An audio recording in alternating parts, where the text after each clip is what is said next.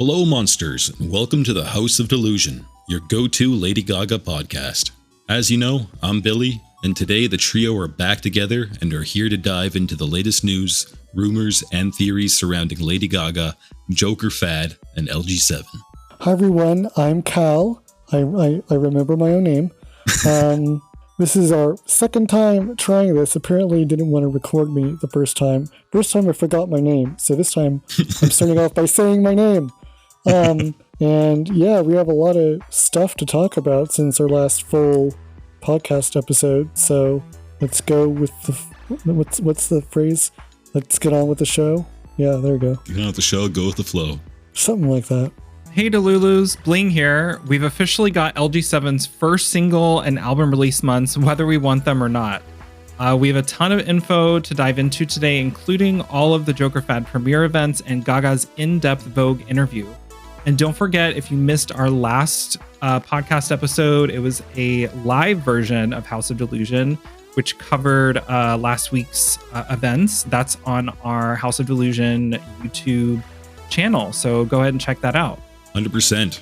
And there's a lot to cover today, so don't forget to join the conversation on our social media channels. You can follow us on Twitter by searching @House of Delulu. You can follow us on YouTube by typing @House of Delusion, and join our community on Discord by searching discord.gg/House of Delulu.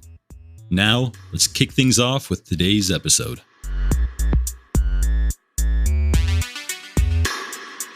Alright, so last week began with the Joker 2 kickoff campaign. So there's tons of new promo footage, images, interviews, all that stuff. It all started a week before the day we're recording this this episode. I'm so awake. It's not even funny. So it all started on September 2nd, and so there's a new Joker teaser. It primarily featured Joaquin, which, cool, good for him, but like we're Gaga fans, and unfortunately it supports our speculation that Gaga is going to end up being more of a supporting character than we would really like, unfortunately. But all is not lost, however, because that same day Gaga arrived in Venice with her fiancé Michael Polanski. Looking absolutely stunning too. Yeah, and her polka dot ensemble. Teeny weeny yellow polka dot bikini. Eensy weensy teeny weeny yellow polka dot bikini. That she wore for the first time today. And she was sporting her engagement ring and flaunting it off for all the pop photos there. Yeah, and she looked gorgeous. We have previous Venice appearances from her before, but this was the first time she brought Michael, and it was very cute. I mean, there was obviously a lot of staged photo opportunities, but I mean, they turned out great. They are super happy. It's as a longtime Gaga fan, I just love seeing her so happy. And, she just has a very like mature vibe about her. And, black and white has been this ongoing theme for the last like year or so. It's this black black and white polka dotted dress, which is a little more demure than we were expecting. But was it mindful too? It was definitely mindful as well. But yeah, I loved it, and it definitely set the tone for the premiere, which we'll get to shortly. I'm just so happy that Michael is standing by her side through all this. It's really great to see. Yeah, I was just gonna say I feel so hard for Michael, just sort of standing there awkwardly as an introvert in glasses, trying to like, please, can this be over? Yeah, you can definitely tell the dynamic, but you can tell he loves her so much, and he's just doing this to be with her. So yeah, it's like, whatever you want to do, sweetheart, love you too. Could have stayed home, but okay. And so the very next day was a big day for us. So starting off, we had a new Joker poster to add to, I think there are like 6 now, and a 1-minute excerpt of Gaga as Lee, which basically was an extended version of the final scene of one of the original trailers where Gaga is singing, what is the song? It's time for the Judgment Day. Oh, get happy, Judy Garland. Yeah, come on, get happy. And I don't know. I feel like a lot of times we think of crazy as very like in your face and aggressive, but you can definitely tell explored this more reserved internal like softer kind of crazy because she doesn't blink and just the delivery and I mean she definitely needs the Oscar. I mean everyone was freaking out about it. So what did you guys think of the scene? She's giving kind of a new Hollywood face in terms of mental health disorders, it seems. Like Bling said, we always see this very kind of in your face, outlandish crazy when it's portrayed in film and movies and stuff. But she's kind of giving this more subtle take on issues with mental health in a sense. I know we won't see the full entire scope of this until the film is released, but it's nice to see kind of a different side of all this. Yeah, I mean, I hadn't thought of it that way. I mean, I'm someone who prefers to, I guess, see the full context before commenting on this type of thing because I know that's basically what she was working from, I suppose, too. I mean, it seemed like she was doing a good job doing her thing. I don't know. I know it's not a very amazing opinion to have about what's going on, but, we'll see when the full thing comes out exactly what I land on. So on the same day, we had a sneak peek into this new documentary that none of us really knew about, called What's Next? The Future, premiering September 18th on Netflix. And in the scene, she appears with Bill Gates. And I think Billy had said it's a documentary about like the future of technology or something like that. Something like that. That's what I was getting from the trailer. And I feel that maybe if whatever this is, Gaga will probably have a small segment where she talks about the future of music and technology combined. And Nerdtech. And Nerdtech. And art pop. That's what it was all about. What I love about Apple is that it allows me to talk about Nerdtech when people are listening to other songs. That same day, we got some big news. Gaga subtly revealed the LG7 first single release in a social media post coming in October. Ooh. And in that post, it shows off a paper with the hotel she was staying at and some kind of promo dates with Joker stuff. But at the bottom there, it said important dates. And then it said 4th of October, Joker Fad in theaters. And then below that, it said XX October, meaning unknown date, LG7 first single. What do we make of that? I mean, it sent the fandom into chaos. I know I say that all the time, but on the Discord, I mean, everyone was just, we won and 2024 Truthers won. And it was just a big, big day for us. We started the server back in February and then I joined you guys on the podcast a couple months ago. And we've been theorizing and analyzing emojis and creating all these theories. And it was like, just a breath of fresh air. And it felt so nice to actually have concrete news, even if it's only the month. Sorry, my cat. But also in addition to that, if you guys watched our live House of Delusion podcast last week, the source that I'm in contact with had said that an announcement would probably happen within the next couple of weeks and probably next week. And then 3 or 4 days later, we had the announcement. So it was nice to kind of solidify some of the tea that had been presented there. Yeah, and it also says LG7 first single. It doesn't say LG7 lead single. Now, this is important because first single implies, first of a series. There's going to be a first single and a second single and maybe a third single, etc. Lead just means the era starts with this song as a single. It doesn't necessarily imply any other songs are going to be singles off the album. So we also read into that, like Delulu's. Mm-hmm. And Gaga's always had at least 2 singles for every era. I mean, I know a lot of plans kind of fell through as the era continues. But if you guys had to put a date on this, which date in October would you say for the first single release date? I think the very next Friday after Joker is the 11th. So unless she somehow got clearance to release it on the same day, I would think it would be the 11th, but I had mentioned previously that there may be something in the contract too that forbids her from releasing so close. So it could be the following, the 18th or the 25th, or as late as, Halloween at midnight. But I'm going with the 11th. Yeah, I kind of want to go with the 18th just because I'm a narcissist who wants it the day after my birthday. Happy birthday, Cal, from Lady Gaga. Oh, can you imagine? Here's Dance in the Shadow as your birthday gift. Yeah, I get where you're coming from, Bling and Cal, with the kind of Joker stuff ongoing. I mean, with films and movies and stuff like that, promotion usually starts, a few weeks before the film is released, and they have kind of an extra week or two of promo afterwards to kind of get those viewers back in to theaters there. So part of me,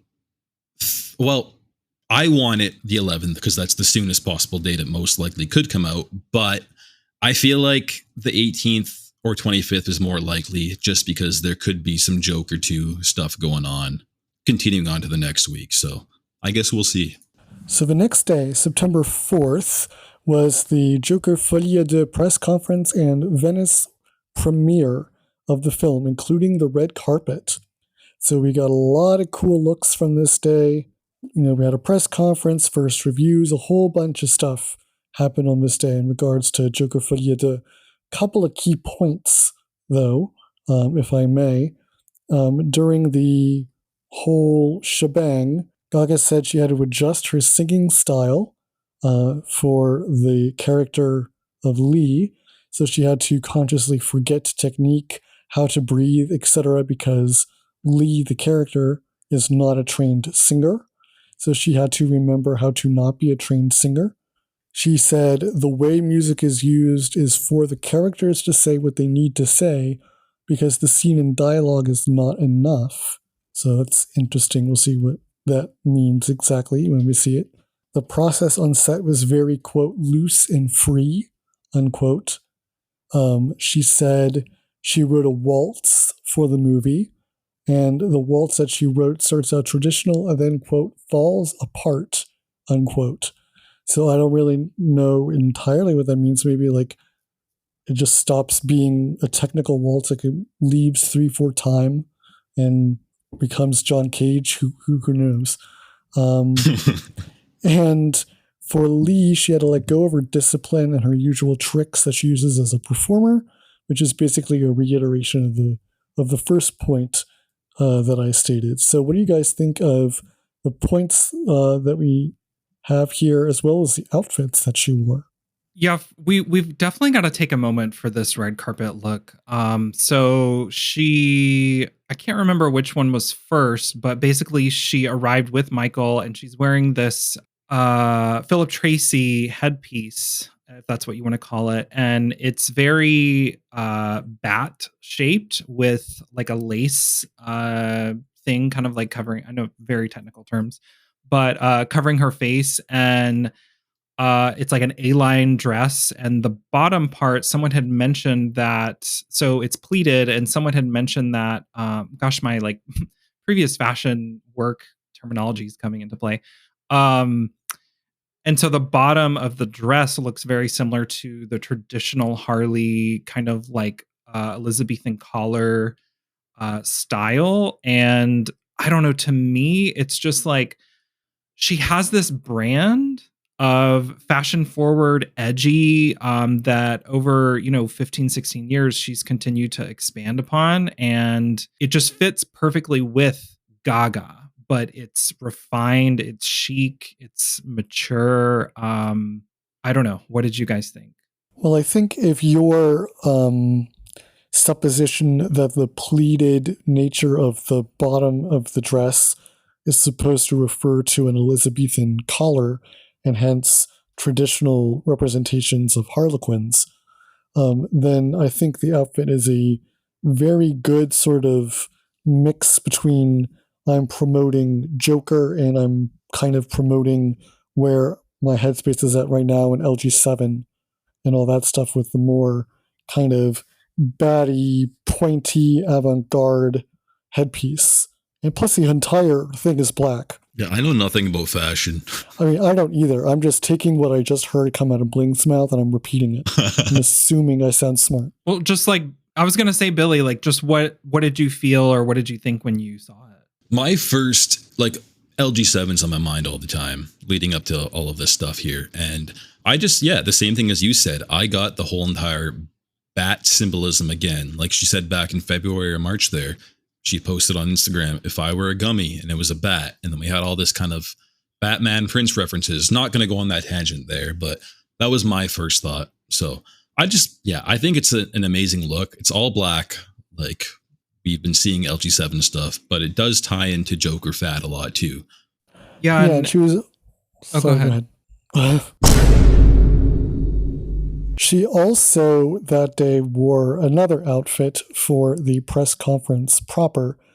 And I don't have the fashion vocabulary, but if any of our listeners are familiar with Edith Piaf, she looked like Edith Piaf. It's a very simple black dress, black beret, sunglasses, black shoes. Yeah. Funeral attire. It's so hard to explain, but just seeing her fashion evolve over time, it's like it's still Gaga, but it's this very fascinating, mature, refined style. But touching on what Cal said for the actual interviews, it was fascinating to watch because similar to the air that she had for the Chromatica Ball film interviews, she's just very confident, very focused, and more concise than normal when she was, answering questions.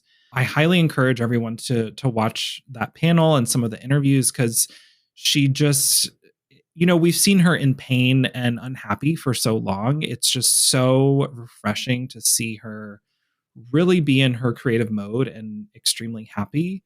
And it was interesting because she was talking about the character of Lee and getting into it. And if we're looking at fandom and parasocial relationships, she kind of had to, in a way, explore how her fans feel about her because she's such a fan of Arthur. And it's this kind of full circle experience where not only did she have to forget technique and how to breathe and stuff like that, she kind of had to get in the mind of someone who's kind of like us, like kind of obsessed with this person or their idea that they've built of this person. So it was really interesting to watch, and I loved seeing her interact with Joaquin, and I'm always fascinated by her and her co-stars and directors' relationships. If you think teachers need to stop acting like our parents, subscribe down below, and I will show the police. Okay, so coming off of Joker, September 5th was a big day for us. Maybe not what we wanted, but we'll get into that. So basically, we all wake up in the morning and Vogue US reveals that Gaga is on 2 of their covers for October, and they also revealed a February 2025 release for LG7, and they reiterated the surprise project. So I want to pause here for a second because we had been waiting so long for LG7 information, and earlier in the week we were celebrating and so excited that, within a couple weeks we will have the first single of LG7, and then kind of just like just a roller coaster, then we're like, oh, so the album's not coming till February 2025. I personally am very suspicious of this, which I'll get to later. But diving into the Vogue article, so I mentioned that they reiterated her surprise project, which she had previously posted about in 2023. But in reference to LG7, they're quoted as saying, Gaga has been recording both a surprise project and a new pop record she has taken to calling LG7, which comes out in February. In reference to the surprise project, as I just said, she had been recording the surprise project. In the Instagram post for Vogue, I noticed they're quoted as saying surprise music project, which is not in the article, but it's in the Instagram post, which is interesting. If we compare that to her June 2023 post where she first mentioned the special project, she says, I wrote and produced music for a special project. And that was a year ago or more than a year ago. So is this done? Because in Vogue, it's saying she was recording. So there's still a lot to kind of know about that, and we'll kind of discuss it here in a minute. So the writer was lucky enough to receive a taste of LG7. So they said that Gaga played them a new song. It's described as intense and ominous, an old school Gaga banger, unsettling, and also buoyant. She also says, or the author also says, that Gaga didn't want to say much about the project except it was her fiance's idea, quoted as saying, Michael is the person who told me to make a new pop record. He was like, babe, I love you. You need to make pop music. And Polanski is quoted as saying, like anyone would do for the person they love, I encouraged her to lean into the joy of it. On the Chromatica tour, I saw a fire in her. I wanted to help her keep that alive all the time and just start making music that made her happy. I encourage everyone to read this article because it oozes what Gaga is going through in this moment. And she's just so incredibly happy. And I'm just very happy for her. In reference to Joker, she said that Lee from Joker, her character, comes from a childlike place and explores being quiet in an unhinged way versus erratic. Going back to the album, sorry, I'm just kind of going through the notes. Gaga says, Michael and did the Chromatica Ball tour together. I did it pain-free. I haven't smoked pot in years. I've changed a lot.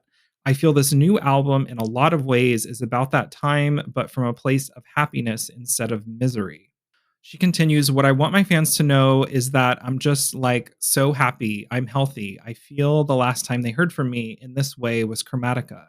And that album was an absolutely horrible time for me and with my mental health. I was in a really dark place. I struggled for many years before that. But everything started to change because I had a real friend who saw the ways in which I was unhappy and why, and he wasn't afraid to truly hold my hand and get to know me. Getting towards the end here, she's quoted as saying, there's a lot of pain associated with this adventure, and when I start to explore that pain, it can bring out another side of my artistry. When I'm here at the studio, I'm relaxed and I'm able to face my demons, and what's remarkable is that's the music. I'm able to hear it back. I'm really excited for my fans to get to know me more for the texture of my heart. So, what do you guys think of all of that? The 2025 release, everything. That's a lot. Those were my words too, actually. That was a lot of information there. I mean, starting out, like you said, she confirmed that Vogue confirmed that LG7 coming out in February. And then she played a song for them that's intense and ominous, but also old school Gaga. Michael is the fire that helped her basically craft this album and put it out there. And that this is a complete reverse of Chromatica almost. That Chromatica is being upbeat, happy pop dance music, but had such kind of, I guess, what's the word I'm looking for here? Morose. Had such macabre lyrics. Is that how you say it? Macabre, yeah. Yeah, macabre. Yeah, but Chromatica had a very kind of more sinister sounding lyrics in a sense, with the music being very happy or joyful in that sense. So it's going to be interesting to see that this is kind of a dark twist on Chromatica. Monochromatica.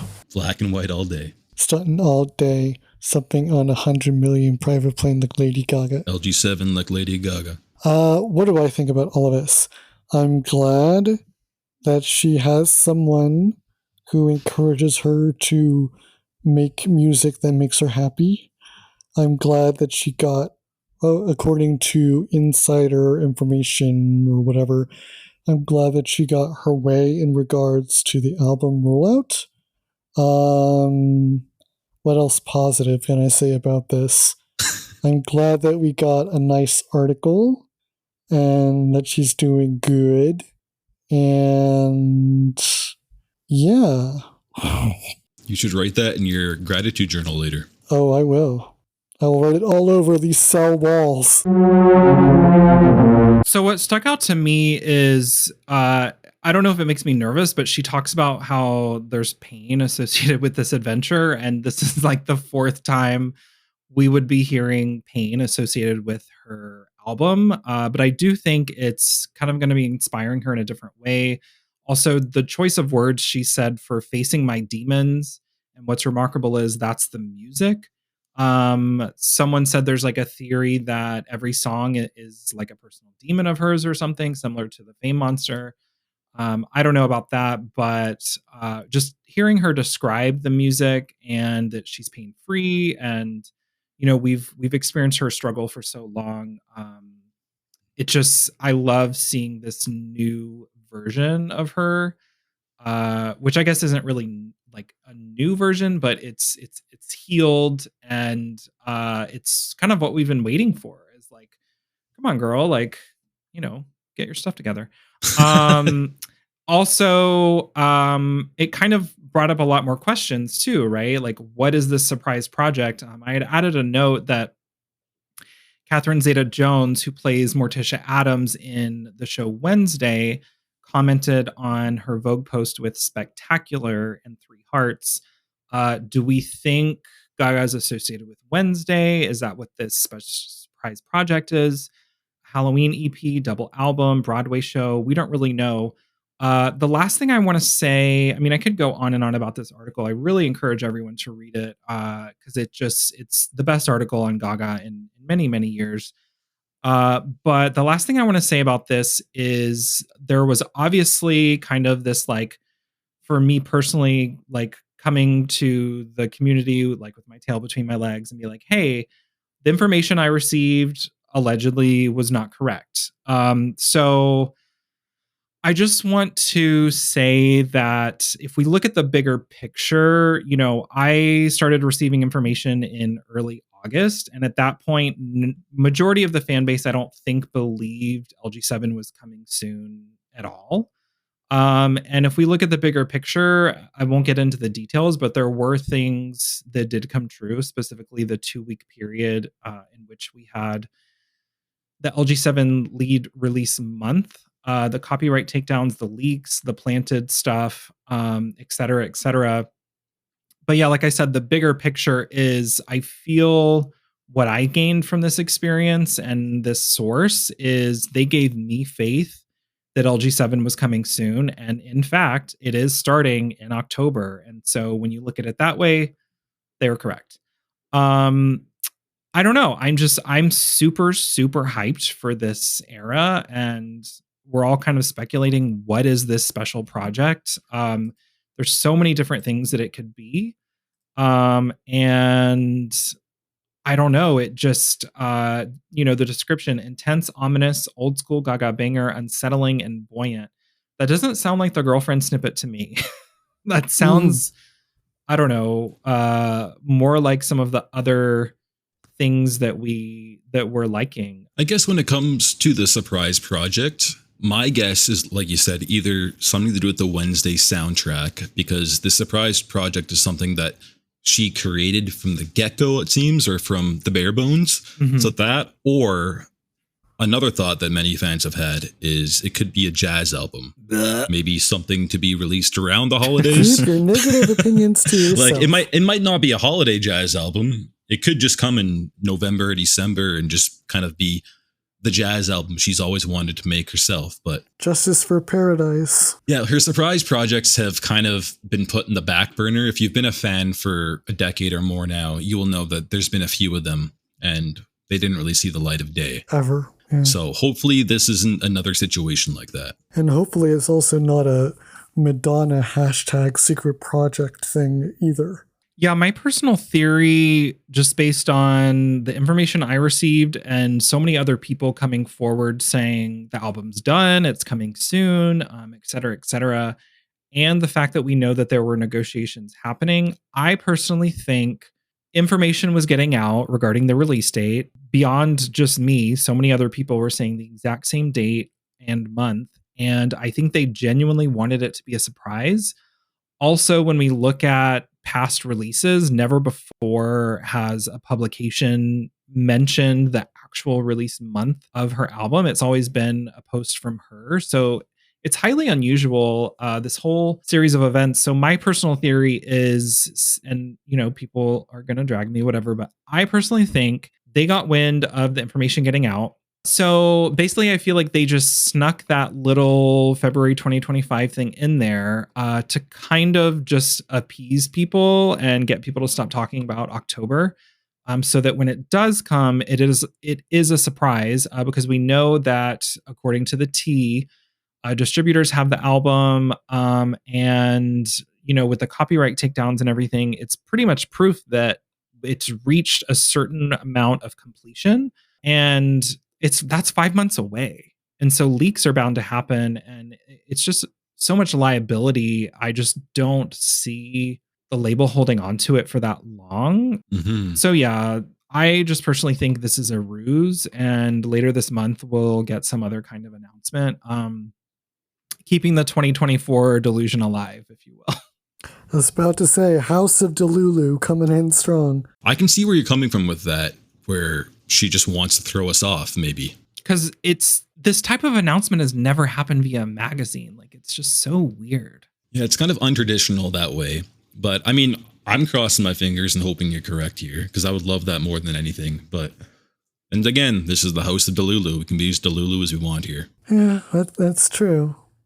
I think it was very sobering to see a February date for the album, and I've not been quite as Delulu since. Yeah, we kind of got humbled a bit. It's also weird too, like with the themes and everything. I mean, I could go on, but it's like the themes that she's been presenting and everything are very like spooky and dark. And for that to be released in February, in addition to the fact that it's like starting an era right before the holidays, and then she's now like number 6 or 5 most streamed artists, and I'm like, why would they wait? I don't know. It's just, all of it doesn't make sense to me personally. Yeah, more things might come out of the woodwork. I guess we'll see as the weeks go on, but praying to the LG7 gods that we do get it as a surprise sooner. Yeah, we have the VMAs in a couple days, and then Friday the 13th is this week, which rumor-wise, it's been highly speculated this would be an announcement date or something for her. So let's see what happens. The lie detector determined that was a lie. And then continuing chronologically, on September 6th, Gaga was leaving Venice looking like something straight out of 2016 from the Joanne era there. A straight throwback to the Perfect Illusion era. She was sporting a black crop top, some denim jeans, some light blonde hair, and some sunglasses there. Truly looks something straight out of the Perfect Illusion music video, which I love to death. And I don't believe that it gets the love it deserves. A lot of fans hate the song. Thank you. A lot of fans hate the song for some reason. I mean, I guess I understand why. But I think this song is a hidden gem and definitely one of my top 5 Gaga songs. So it was a good nostalgia moment to see this look. Really? Absolutely. Yeah, no. Sorry, that just The truth has been spilled. Billy loves Perfect Illusion. Well, basically, I am just wondering if she's like self-referencing. I mean, I know it's like a very basic, like non-specific look, but if you put basically the day after she'd announced Joanne and Perfect Illusion, or one of the two, she was photographed in the street wearing something very similar, and someone put the pictures of this year and that year side by side, and it literally looks exactly the same. And so, like, down to the exact t-shirt. And so I'm like, I don't know if she was self-referencing because she literally just announced the releases for the LG7 stuff. But as a fan, it was very pleasing to see. LG7 is going to be a country Americana album. Oh God, no, I will unstand. And then the next day, on September 7th, Gaga was spotting filming something at the Louvre in Paris. And it is speculated that it's a music video. And she was sporting a floral dress again, and then some red hair. What do you guys think this is for? Better be a music video. It's interesting because earlier this year she had been spotted she wore like the exact same floral dress in like 4 different posts. And then not for a while. And then very recently with her black hair, she had another very similar floral dress. And then now we have this, and it's just interesting because, we know that Selva, the designer, spilled that they're working with her on LG7 looks. And this is the complete opposite. And, she has a short red wig, which doesn't really fit anything that we know for LG7. So we think it's a music video, but it's all very mysterious because it's like visually it doesn't fit. And someone had come out saying that someone had told them it's some kind of promotion for Joker, which I find hard to believe because all Joker promo like would be filmed by now, in my opinion. Is this some kind of like fragrance or side project? I don't know. What do you guys think it's for? Like I said, it better be a music video. That would be amazing whenever we get it. October 2027. LG7 delayed again. Lady Gaga. But Bling, you actually said something about the fragrance there. That kind of really resonated with me. I mean, when I think of Gaga and France and Paris, Louvre, it is kind of giving Ode to Gaga, Lady Gaga fame type of vibes. Mm-hmm. Gaga, Lady Gaga. The images came out, for me, it was Saturday, I think morning, it was like around 11 a.m. And I was messaging with our member, Enigma, who, shout out to Enigma, when she did her Paris snippets, they like ran to her hotel for us and did a stream. But they had said that at the moment it's light outside in Paris. And so they think personally that it was from the night prior. There were no other, she was not spotted again at the Louvre. So we're thinking it was like a 1-day filming, which we know music videos would typically at minimum be 2. So yeah, it's like, is it for a music video? And this is just a location? Like, what is this for? It's very mysterious. Okay, wow. That was a lot of information between LG7, Joker, the interviews and such. I think it's been a really good week for us here as Gaga stans. And also I need to add that Cal has been having technological troubles with his recording. So unfortunately, he has been kicked out of the chat and the podcast. No, I'm kidding. He's still here, but he just can't talk. As he's talking right now, but you guys can't hear him.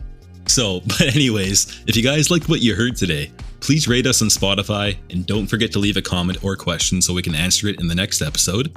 Also, don't forget to join our Discord server. It's where most of the action happens, and you can find the link in the description.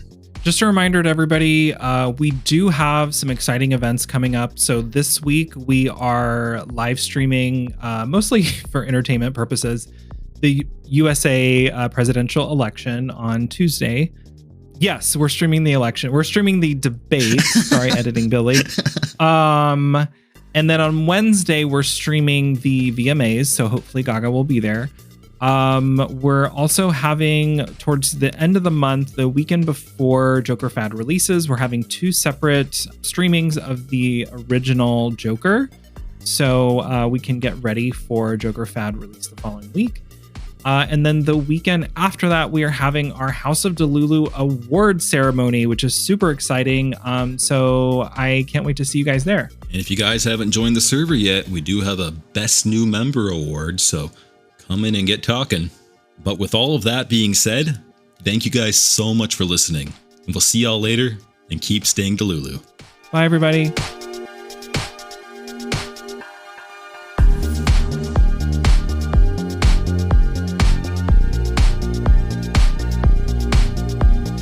Cal said he loves Katy Perry. You can't defend yourself.